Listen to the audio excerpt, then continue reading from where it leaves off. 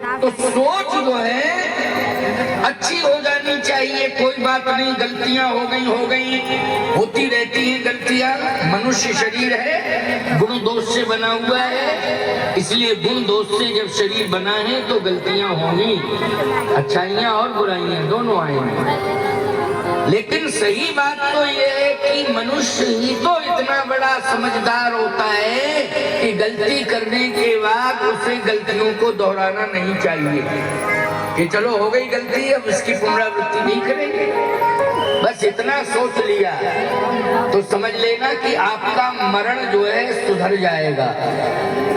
और गलती पर गलती करो तो इतने प्रकार के नरक हैं। गरुड़ पुराण सुनते तो हो, गरुड़ पुराण में नरकों की चर्चा की गई है और ऐसे ऐसे नरक बताए गए हैं कि सुनने वाला व्यक्ति जो है सुन करके अगर परिवर्तन न करे तो फिर धिक्कार है उसके जीवन को।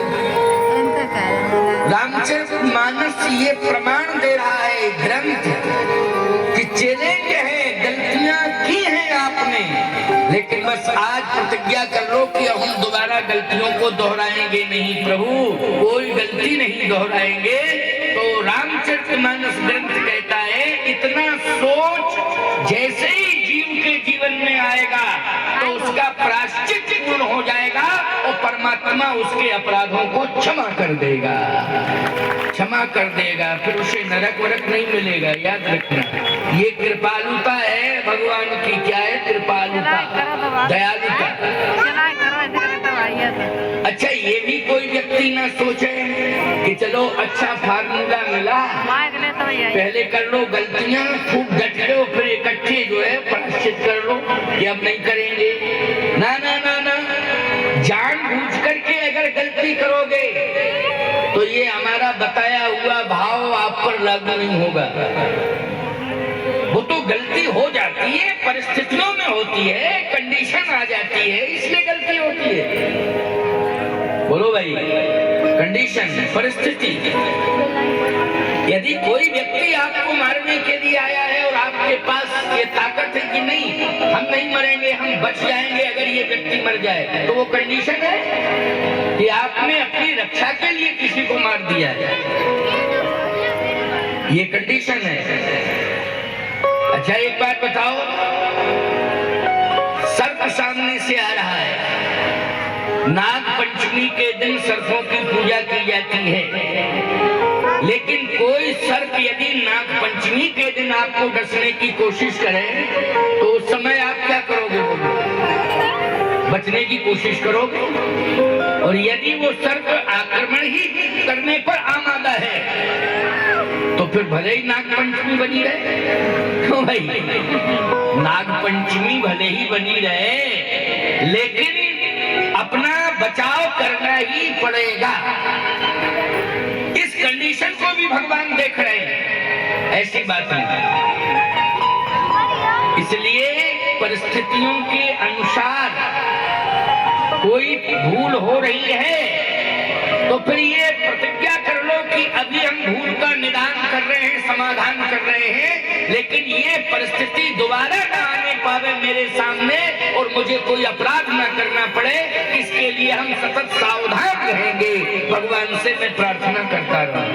इतनी पवित्र सोच यदि आपकी बन गई तो याद रखना आपके पाप जो है परमात्मा नष्ट कर देगा, ये कन्फर्म। क्योंकि बाली के पाप नष्ट किए भगवान ने, राम बाली निज धाम पठावा। बोलो पठाया कि नहीं? क्यों? उसने अंत में इस बात को कहा है, अब नाथ करी करुणा बिलो। करके बताओ कि लंका में तुम केवल सीता जी का पता लगाने जा रहे हो।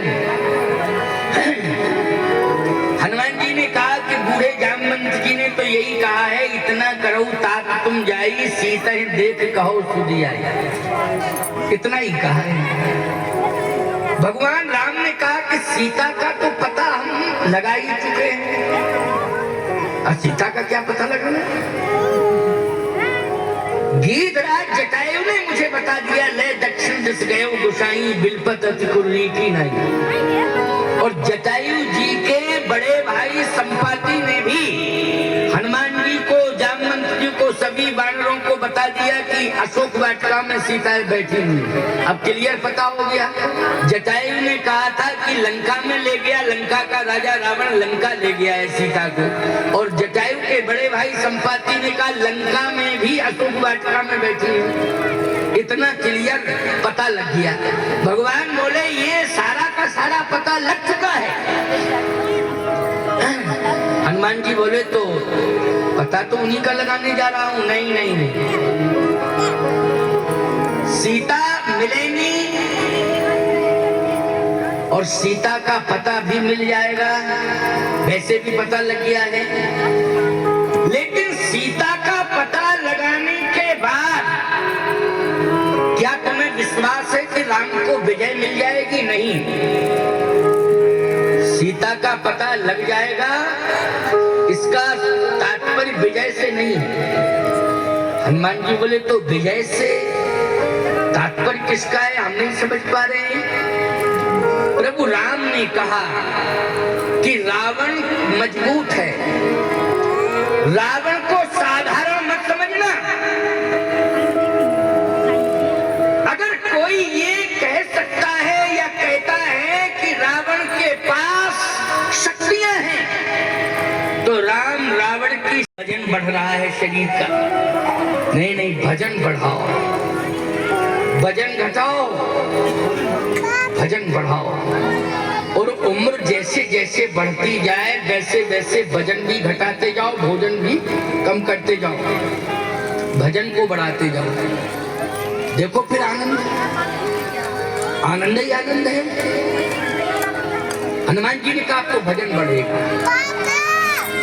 भगवान ने कहा लेकिन विचार की बात तो ये है कि 3 महाशक्तियां ही तो तुमने गिनाई है, राम के पास भी तो 3 ही हैं और रावण के पास 3 है। इसका मतलब है कि 3 बराबर हैं, आमना सामना होगा तो 3 मत हैं। 3 मत राम के पास, 3 मत रावण के पास। अच्छा भाई, इलेक्शन में अगर पक्ष विपक्ष को 3 मत मिल जाएं बराबरी के तो समस्या खड़ी हो जाएगी कि नहीं हो जाएगी? फिर तो पक्ष और विपक्ष एक वोट फोड़ने की कोशिश करेगा, किसी तरह से एक आ जावे, एक आ जावे। क्यों भाई? एक आ जाए काम बन जाएगा। एक की तलाश में सब रहेंगे। बोलो भाई, राम जी भी एक की तलाश में है कि एक हमें मिल जाए, एक की तलाश। रावण भी एक की तलाश में है कि सीता हमें मिल जाए। बोलो भाई, रावण भी किसकी तलाश में है? जल्दी बोलो। रावण भी एक की तलाश में है कि सीता हमें मिल जाए। और राम जी एक की तलाश में है कि संत विभीषण मुझे मिल जावे, संत विभीषण मुझे मिल जावे। रावण कहता है सीता मुझे मिल जाए और राम जी कहते हैं विभीषण मुझे मिल जाए, संत विभीषण मिल जाए। प्यारे, अगर एक मत